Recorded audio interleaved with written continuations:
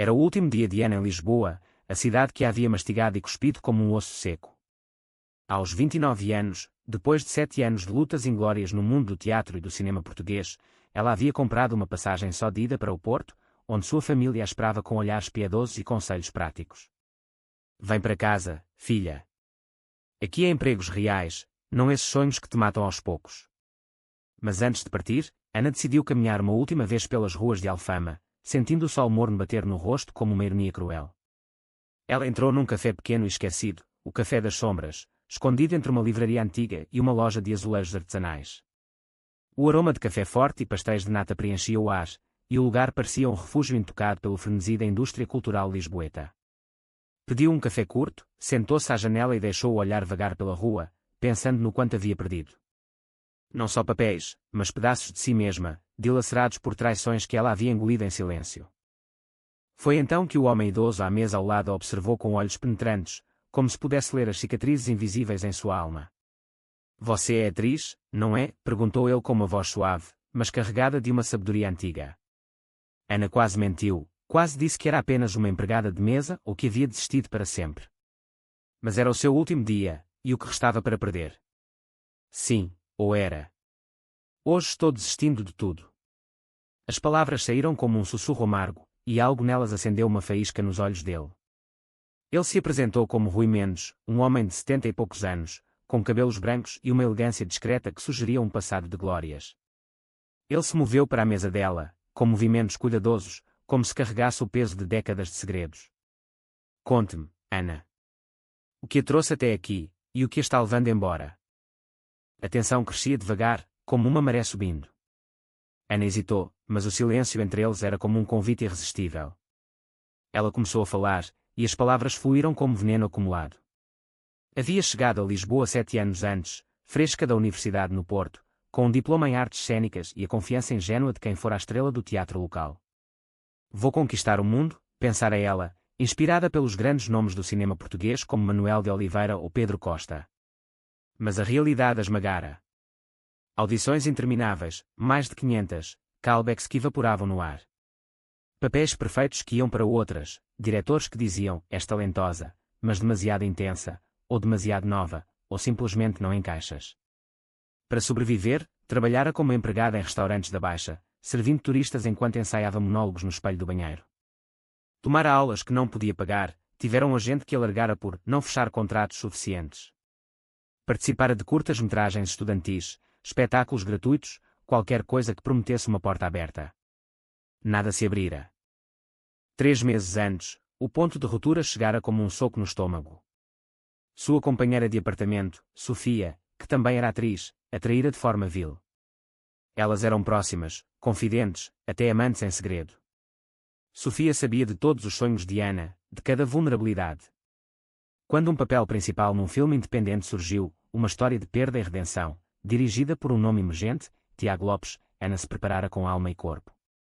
Mas Sofia, invejosa e ambiciosa, roubara o roteiro de Ana, copiara suas anotações e, pior, espalhara rumores sobre a instabilidade emocional de Ana para o diretor.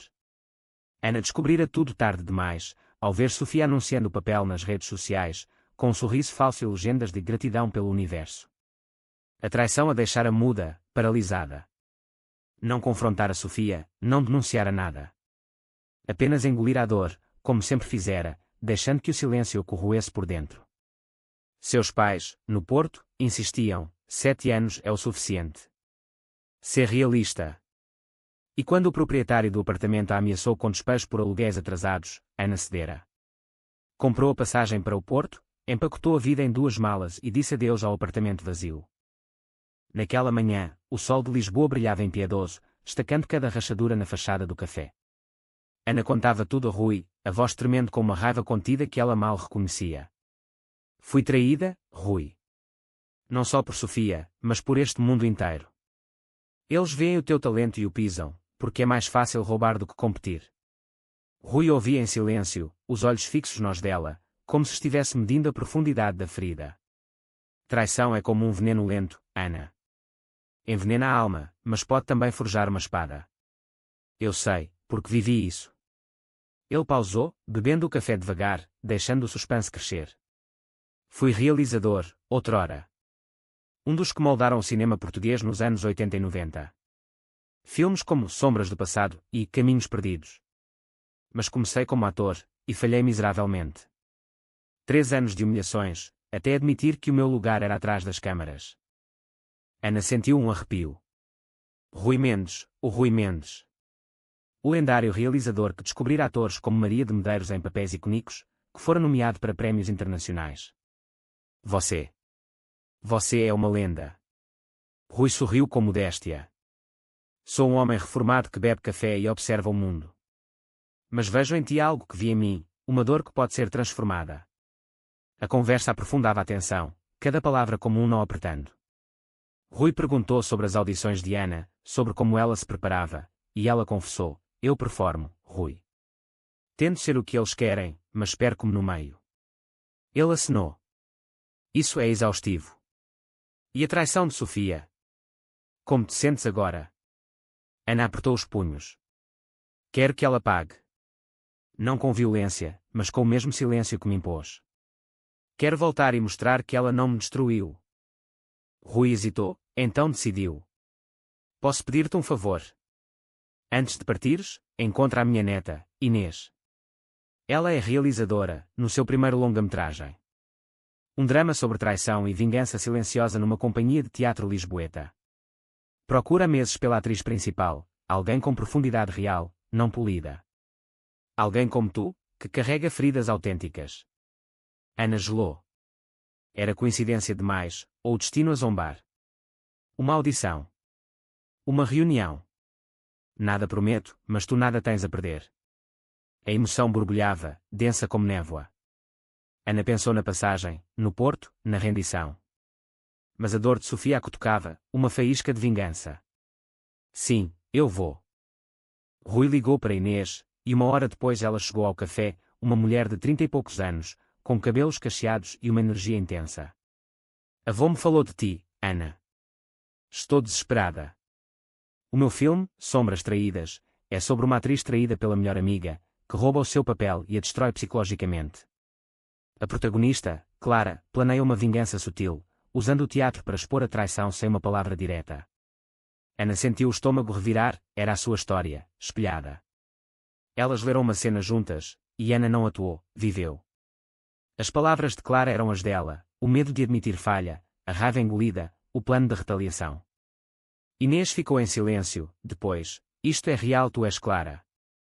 A tarde seguiu em casa de Inês, em Belém, um apartamento cheio de roteiros e câmaras. Filmar em cenas teste, e Ana deixou a vulnerabilidade fluir, a dor guiando cada gesto. Inês enviou o material ao produtor, e no dia seguinte ligou: o papel é teu. Filmamos em 6 semanas. Não é rico, mas é o teu regresso. Ana chorou, mas não de alívio, de fúria renovada. Aceitou, adiando a partida. Encontrou uma nova companheira de quarto, implorou ao proprietário mais tempo. Nos ensaios, mergulhou em Clara, canalizando a traição de Sofia. O filme era drama puro. Clara, traída, infiltrava-se na companhia da amiga, usando papéis secundários para sabotar sutilmente, expondo mentiras em cena sem acusações diretas. A vingança não era gloriosa, era corrosiva, custando a sanidade de Clara. Durante as filmagens, a tensão explodia em cada take. Ana via Sofia nas redes, brilhando no papel roubado, e isso alimentava sua performance. Rui visitava o set, oferecendo conselhos: a vingança é uma lâmina de 2 gumes, Ana. Corta o outro, mas ferte mais. Inês tornava-se amiga, mas via a escuridão crescer em Ana. 1 ano depois, Sombras Traídas estreou no Festival de Cinema de Lisboa. Ovacionado, com críticas elogiando a profundidade psicológica devastadora de Ana.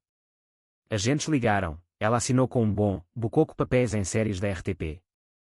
Mas o auge veio quando Sofia, vendo o filme, reconheceu a história, a sua traição exposta em ficção, sem nomes, mas inegável. Rumores espalharam-se, diretores hesitavam em contratá-la, amigos distantes. Sofia confrontou Ana numa rua de Lisboa: fizeste isto por vingança. Ana sorriu em silêncio, virando as costas. Mas o preço era alto. Ana perdia noites de sono, assombrada por dúvidas: tornei-me como ela. Rui, num café, disse: a vingança não cura, Ana. Liberta, mas deixa cicatrizes. Ela regressava ao Café das Sombras, grata pela oportunidade, mas marcada pela dor. A traição a moldara, mas o silêncio da vingança a isolara. Tinha vencido, mas a que custo?